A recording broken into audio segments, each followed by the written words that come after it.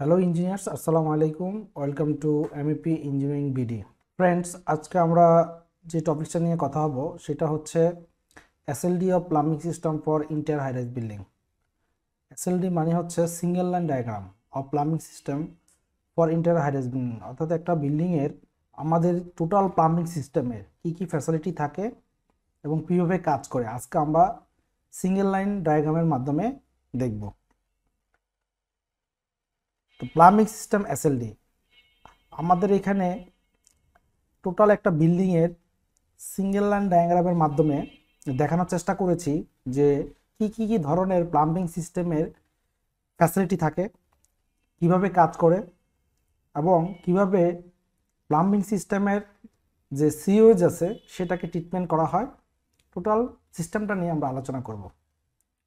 তো ফ্রেন্ডস, এখানে আমরা দেখতে পাচ্ছি যে উপরে দুইটা যে ট্যাঙ্ক দুইটা দেখতে পাচ্ছি এগুলো হচ্ছে ওভারহেড ট্যাঙ্ক, অর্থাৎ আমাদের যে বিল্ডিংটা নিয়ে চিন্তা করছি সেই বিল্ডিংয়ের টপ ফ্লোরে এই দুইটা ট্যাঙ্ক বসানো হয়েছে এবং যে নিচের যে এই ট্যাঙ্কগুলো দেখতে পাচ্ছি অনেকগুলো ট্যাঙ্ক, এই ট্যাঙ্কগুলো হচ্ছে অ্যাকচুয়ালি আমাদের যে বিল্ডিং আছে সেই বিল্ডিংয়ের আন্ডারগ্রাউন্ডে রয়েছে।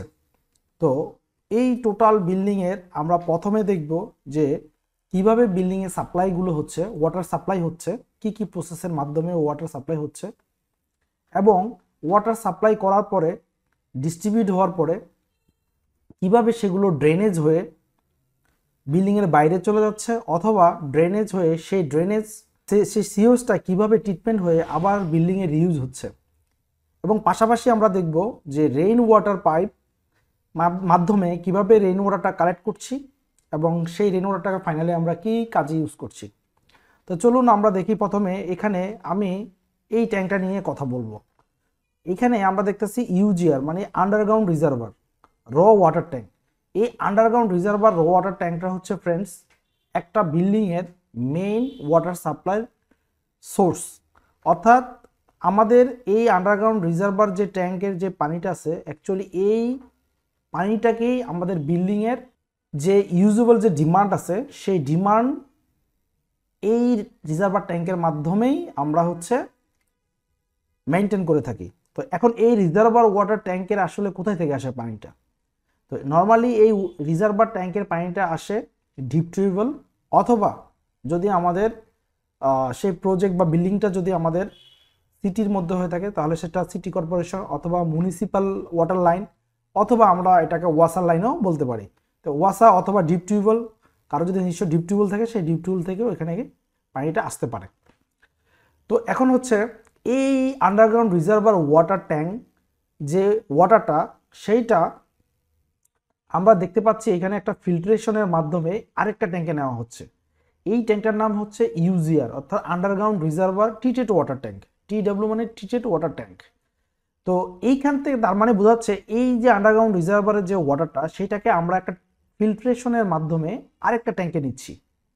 এখন আমাদের প্রশ্ন আসে যে আমরা এখানে কেন ফিল্ট্রেশন করছি বা ট্রিটমেন্ট করছি। অ্যাকচুয়ালি ফ্রেন্ডস, যদি আন্ডারগ্রাউন্ড রিজার্ভার ওয়াটার ট্যাঙ্কে যে ওয়াটারটা রয়েছে সেটা যদি আমাদের ভালো না হয়, অর্থাৎ আমাদের এই ওয়াটারে যদি সাসপেন্ডেড সলিড অথবা আয়রন ক্যালসিয়াম এই ধরনের জিনিস যদি পানির মধ্যে থাকে তাহলে সেটাকে আমাদের কি করতে হবে? ট্রিটমেন্ট করতে হবে। যদি ট্রিটমেন্ট না করি তাহলে এই পানিটা দূষিত পানিটা আমাদের ব্যবহার করা উচিত হবে না। এতে আমাদের হিউম্যান বডিতে যেমন ক্ষতি হবে ঠিক তেমনই আমাদের বিল্ডিংয়ের ভেতরে যে প্লাম্বিং ফিক্সচারগুলো দামি দামি প্লাম্বিং ফিক্সচারগুলো ইউজ করব সেইগুলো আমাদের দাগ পড়ে যাবে, নষ্ট হয়ে যাবে, অথবা আমরা যদি আমাদের যদি কাপড় চোপড় যদি ওয়াশ করি সেগুলো নষ্ট হয়ে যাবে।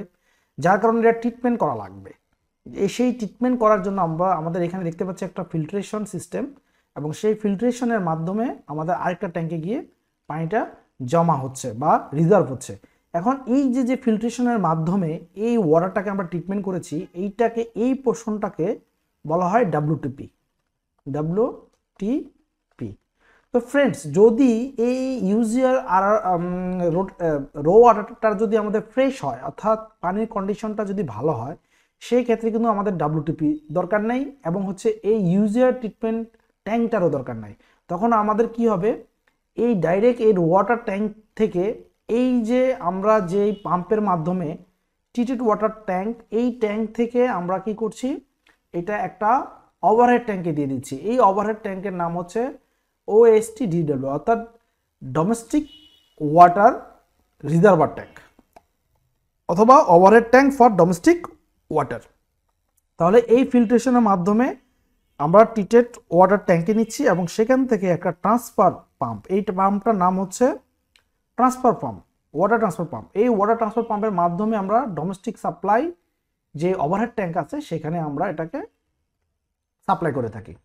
এখন আমি আবারও বলছি, যদি এই ওয়াটার ট্যাঙ্কের পানি বা ওয়াটারটা যদি আমাদের ভালো হয় কন্ডিশন, তাহলে আমার এই WTP দরকার হবে না এবং এই ট্যাঙ্কটারও দরকার হবে না। তখন আমার এই ট্রান্সফার পাম্পের মাধ্যমে ডাইরেক্ট সরাসরি এখান থেকে আমি এই ওভারহেড ট্যাঙ্ক DW-তে দিয়ে দিব, অর্থাৎ ডোমেস্টিক সাপ্লাইয়ের জন্য দিয়ে দিব। এখন এই ডোমেস্টিক সাপ্লাই থেকে তারপরে কি হবে, দেখতে পাচ্ছি যে আমরা একটা হেডার মাধ্যমে এখানে বিল্ডিংয়ের বিভিন্ন ফ্লোরে আমাদের হচ্ছে ওই পানিটা সাপ্লাই করা হচ্ছে বিভিন্ন ফ্লোরে, অর্থাৎ ডোমেস্টিক ওয়াটার সাপ্লাই, এই যে এখানে DWS সাপ্লাই করা হচ্ছে, হ্যাঁ, বিভিন্ন ফ্লোরে দিয়ে দেওয়া হচ্ছে। আচ্ছা, এইখানে আমরা আরেকটা লাইন দেখছি গ্রিন কালার, যে লাইনটা থেকে দেখছি FWS, অর্থাৎ F দিয়ে বোঝাচ্ছে এখানে ফ্লাশিং, W হচ্ছে ওয়াটার অ্যাজ ফর সাপ্লাই, তার মানে ফ্লাশিং ওয়াটার সাপ্লাইয়ের জন্য আলাদা একটা ট্যাঙ্ক করা হয়েছে। তারে এই যে ফ্লাশিং ট্যাঙ্ক, ওভারহেড ট্যাঙ্ক, এই ট্যাঙ্কটা ওভারহেড ট্যাঙ্ক, এই যে ফ্লাশিং ওয়াটার ট্যাঙ্ক, এই ট্যাঙ্কের সাপ্লাইটা অ্যাকচুয়ালি কোথা থেকে আসতেছে।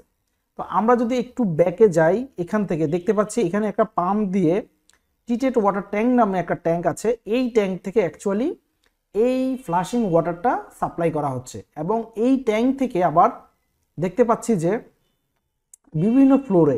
বিভিন্ন ফ্লোরে আমাদেরকে ফ্লাশিং ওয়াটার। এখন ফ্রেন্ডস, ফ্লাশিং ওয়াটারটা কি অ্যাকচুয়ালি? ফ্লাশিং ওয়াটার বলতে আমি বুঝাচ্ছি, এখানে দেখানো হয়েছে এখানে যে আলাদা করে আমাদের বাড়িতে যে ওয়াটার ক্লোজেট, অর্থাৎ টয়লেটের যেই ফ্লাশিংয়ের জন্য বা ইউরিনাল ফ্লাশিংয়ের জন্য যে ওয়াটারটা দরকার হয় সেটা হচ্ছে ফ্লাশিং ওয়াটার। আর হচ্ছে ডোমেস্টিক পারপাস যেটা DWS বলছি, সেটা হচ্ছে আমাদের কিচেন, বাথিং, তারপরে হচ্ছে আমাদের কিচেন সিঙ্ক অথবা ওয়াশিং ক্লোথ, এই ধরনের পানির ক্ষেত্রে যে ওয়াটারটা দরকার হয় সেইটা হচ্ছে আমাদের ডোমেস্টিক ওয়াটার সাপ্লাই। এখন এখানে দেখতে পাচ্ছি এই যে ট্রিটেড ওয়াটার ট্যাঙ্কের যে ওয়াটার সাপ্লাইটা, অ্যাকচুয়ালি এখানে যে পানিটা আসছে, এই পানিটা কোথা থেকে আসছে? আমরা দেখতে পাচ্ছি যে এই পানিটা এই ট্যাঙ্ক থেকে আসছে। এই ট্যাঙ্কে এই একটা ফিল্ট্রেশন প্রসেস সেখানের মাধ্যমে এই ট্যাঙ্কে। তো আমি এইখানে যদি একটু যাই, এই ট্যাঙ্কটার নামটা কি? এই ট্যাঙ্কটা হচ্ছে অ্যাকচুয়ালি ইকুলাইজেশন ট্যাঙ্ক। এই ইকুলাইজেশন ট্যাঙ্কটা কি ফ্রেন্ডস? আমরা দেখছি ইকুলাইজেশন ট্যাঙ্কের সাথে আমাদের বিল্ডিংয়ের কিছু পাইপ এসে কানেক্ট হয়েছে। এই পাইপগুলো দেখতে পাচ্ছি, একটা পাইপের নাম হচ্ছে, এই ব্লু কালারের পাইপটার নাম হচ্ছে ওয়েস্ট পাইপ, আর এই রেড কালার পাইপটার নাম হচ্ছে সয়েল পাইপ।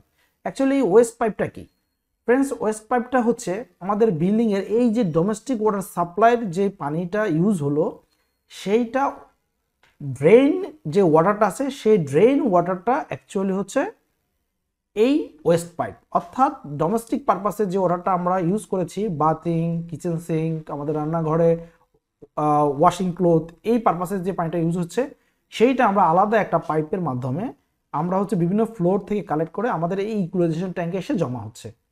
আর এই যে রেড মার্কের যে পাইপটা দেখতে পাচ্ছি, এটা হচ্ছে সয়েল পাইপ। এই সয়েল পাইপটা আমরা হচ্ছে আমাদের যে ওয়াটার ক্লোজেট এবং হচ্ছে আমাদের যে ইউরিনাল, এইখান থেকে যে ওয়াটারটা আসতেছে বা ওয়েস্টটা আসতেছে, সেই ওয়েস্ট হচ্ছে কি এই সয়েল পাইপের মাধ্যমে আমাদের হচ্ছে ইকুলাইজেশন ট্যাঙ্কে এসে জমা হচ্ছে।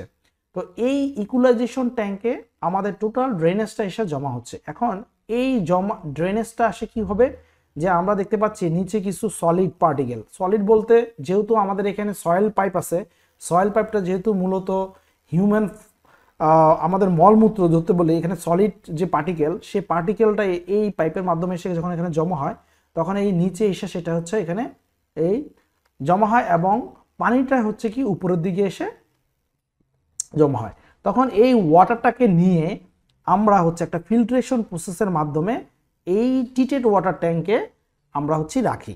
তাহলে এই যে ফিল্ট্রেশন যে আমরা করলাম, এই যে এইটাকে বলে সিওএইচ, মানে এই যে সিওএইচ বাড়ির যে ওয়েস্টেজ, এই ওয়েস্টেজটাকে আমরা কি করলাম, ফিল্ট্রেশন অর্থাৎ ট্রিটমেন্ট করে। তো এই যে ট্রিটমেন্ট যে প্রসেসটা করলাম, এই ট্রিটমেন্টটাকে বলা হয় এসটিপি অর্থাৎ সিওএস ট্রিটমেন্ট প্লান্ট। যেহেতু আমরা সিওএসটাকে ট্রিটমেন্ট করছি, সিওএসটা কি বন্ধু, আমি আবার একটু বলছি যে বাড়িতে আমাদের যেই লিকুইড ওয়েস্ট থাকে সেই ওয়েস্টটাই হচ্ছে সিওএস। এটা আমি আমাদের যে বেসিক প্লাম্বিং 2 যে বেসিক পার্ট 2 আছে সেখানে ডিসক্রাইব করেছি সিওএসটা কি।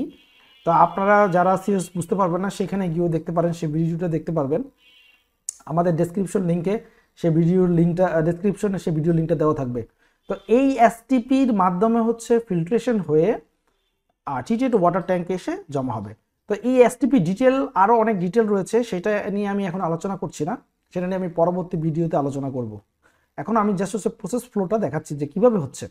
এই এসটিপি থেকে হচ্ছে এই ট্রিটেড ওয়াটার ট্যাঙ্কে জমা হচ্ছে। এই ট্রিটেড ওয়াটার ট্যাঙ্কটা থেকে যে ওয়াটারটা আমি দেখতে পাচ্ছি, অনলি এই overhead tank for flushing water যেই ট্যাঙ্কটা রয়েছে এখানে আসতেছে, এবং এইখান থেকে আরেকটা লাইন দেখতে পাচ্ছি আমি যে গার্ডেনিং, কার ওয়াশিং এক্সেট্রা এই কাজে ইউজ করার জন্য আরেকটা কানেকশন দেওয়া হয়েছে।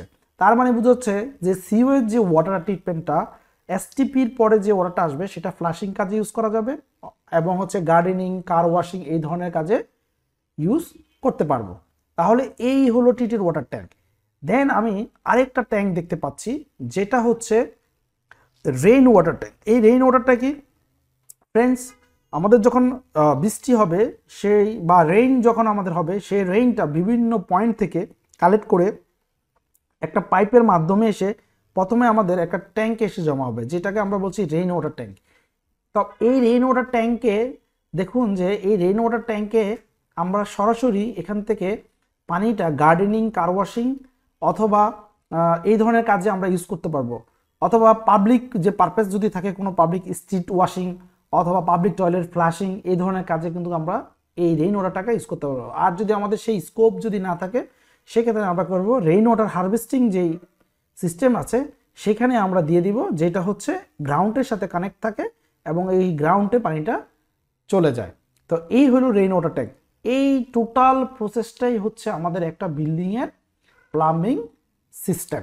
এখন ফ্রেন্ডস, এখানে আমি ম্যাক্সিমাম সিস্টেমগুলো এখানে দেখানোর চেষ্টা করেছি, বাট কিছু কিছু ক্ষেত্রে যেটা হয়, যদি আমাদের এই আন্ডারগ্রাউন্ড রিজার্ভার ট্যাঙ্কের ওয়াটার কোয়ালিটি যদি ভালো হয়, সেক্ষেত্রে আমাদের WTP, TW এগুলো কিছুই থাকবে না।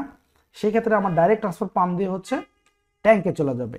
এখন আমি এখানে দুইটা ট্যাঙ্ক করেছি, যদি মাঝে মাঝে যদি বিল্ডিংটা ছোট হয় অথবা যদি আমাদের রিকোয়ারমেন্ট কম থাকে, তাহলে সেই ক্ষেত্রে আমরা কি করতে পারি, এই একটা ট্যাঙ্ক, হ্যাঁ, অথবা যদি আমার স্পেস থাকে অথবা যদি আমি একটা ট্যাঙ্ক ইউজ করতে পারি, সেই ক্ষেত্রে কিন্তু অনেক সময় এই একটা ট্যাঙ্ক থেকেই, এখান থেকেই হচ্ছে যে আমার একটা হচ্ছে ফ্লাশিংয়ে চলে যায় আর একটা হচ্ছে ডোমেস্টিক ওয়াটার সাপ্লাইতে চলে যায়। আবার আরেকটা ব্যাপার হয় যে এই যে আমাদের সিওসটা এসে ইকুলাইজেশন ট্যাঙ্কে জমা হচ্ছে, অনেক সময় এই এসটিপি থাকে না। এই এসটিপি না থাকলে তখন কি হয় যে এই যে ড্রেনেজ এইটা হচ্ছে আমাদের সেপ্টিক ট্যাঙ্কে দিয়ে দেওয়া হয়। তো এগুলো আমরা আলাদা ড্রেনেজ সিস্টেমে আলোচনা করবো আরও ডিটেল। আমি জাস্ট এখানে একটু বলে দিচ্ছি যে এটা যদি এই ধরনের ফ্যাসিলিটি যদি না থাকে, সেক্ষেত্রে এটা সেপ্টিক ট্যাঙ্কে দিয়ে দেওয়া হয়, ঠিক আছে।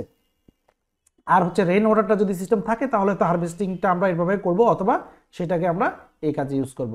তো ফ্রেন্ডস, এই হলো আজকে এই অবস্থা। তো আজকে আমি চেষ্টা করেছি যে টোটাল প্লাম্বিং সিস্টেম কিভাবে কাজ করে এবং কি কি ধরনের ফ্যাসিলিটি থাকে সিঙ্গেল লাইন ডায়াগ্রামের মাধ্যমে আপনাদেরকে দেখানোর চেষ্টা করেছি।